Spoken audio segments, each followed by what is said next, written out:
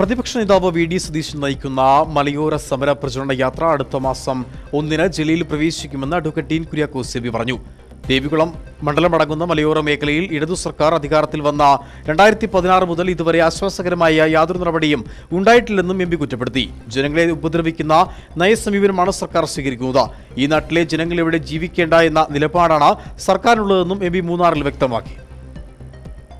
മലയോര പ്രക്ഷോഭ യാത്ര ഫെബ്രുവരി മാസം 1 തീയതി ഇടുക്കി ജില്ലയിൽ പ്രവേശിക്കുകയാണ്.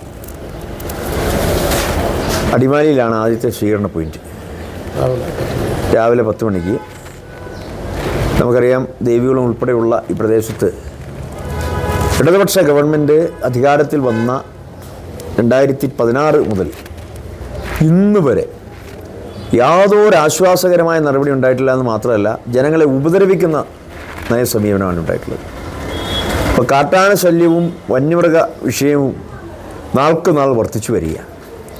എവിടെയാണ് എപ്പോഴാണ് കാട്ടാന ചവിട്ടി ആൾ മരണപ്പെടുന്നത്, പുലിയുടെ കടുവയുടെയൊക്കെ ആക്രമണം ഉണ്ടാകുന്നത് എന്നൊന്നും ആർക്കും പറയാൻ പറ്റാത്ത, പ്രവചിക്കാൻ പറ്റാത്ത സ്ഥിതിയാണ്. എവിടെയും അപകടം പതിയിരിക്കുകയാണ്.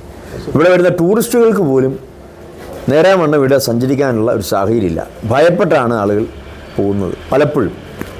അപ്പം ഇത്തരമൊരു പശ്ചാത്തലം സൃഷ്ടിച്ചു വരുത്തിയത് ഈ ഗവൺമെൻറ്റാണ്. ആ തരത്തിൽ ജനങ്ങളെ ദ്രോഹിക്കുന്ന നടപടികളുമായി അവർ മുൻപോട്ട് പോയി. ഒരു വശത്ത് ആ വന്യമൃഗ ശല്യം നിലനിൽക്കുമ്പോൾ തന്നെ മറുവശത്ത് നമുക്ക് ജീവിക്കാൻ പറ്റാത്ത വിധത്തിൽ തന്നെ കെട്ടിട നിർമ്മാണ നിരോധന നിയമം അടിച്ചേൽപ്പിക്കുന്നു. അതോടൊപ്പം പട്ടയ നടപടികൾ മരവിപ്പിക്കുന്നു. ഇപ്പോൾ സത്യത്തിൽ ഇവിടെ എങ്ങനെ നമുക്ക് അവകാശപ്പെട്ട ഭൂമിയിൽ അതിജീവനത്തിന് വേണ്ടി താണുകയാണ് അപേക്ഷിക്കേണ്ട ഒരു സ്ഥിതിയാണ്.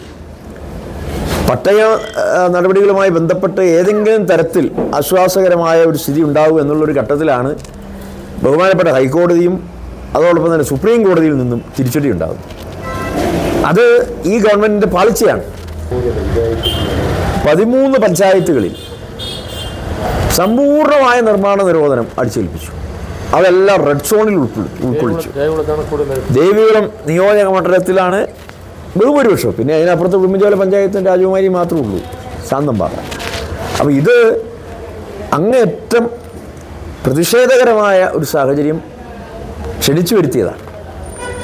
ഈ നാട്ടിലെ ജനങ്ങൾ ഇവിടെ ജീവിക്കേണ്ട എന്നുള്ളതാണ് ഇവരുടെ നിലപാട്.